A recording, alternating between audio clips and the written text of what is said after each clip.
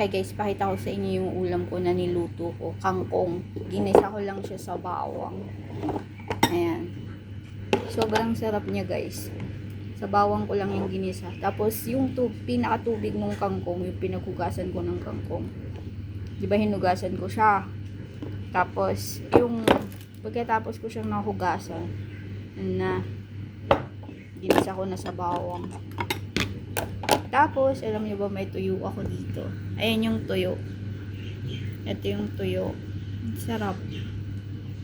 Nakaka-UTI. And then, pusit. Sobrang baho niya, pero masarap siya. Guys, ang baho dito guys, itong maliit na pusit. Pero masarap siya. Kahit mabaho. Sabi nga nila masarap ang mabaho. Charot. Ayan, masarap siya. So, binigay lang sa akin to ni ate kasi umutang siya ng pera sa akin. Umutang siya ng pera na 400. Tapos, binigyan niya ako nito. Ayan. Binigyan niya ako ng tuyo. Tapos, ayan na. Ito naman yung kangkong. Ayan, kakain na ako guys kasi nagugutom na ako. Kain na tayo. Ito yung pinakatanghalian ko.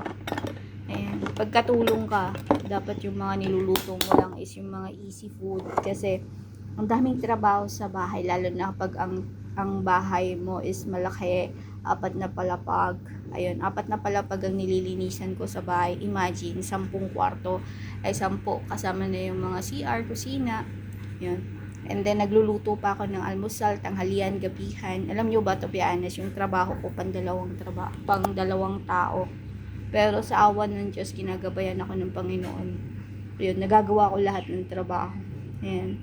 Kaya yung mga binibili kong mga pagkain na pinapa-order ko sa amo ko. Ito, tulad ng kangkong, sabi ko bilang niya ako ng kangkong. Ginisa ko lang sa bawang. Para mas mabilis. Ayan ang buhay namin bilang katulong. So anyway guys, bye and God bless.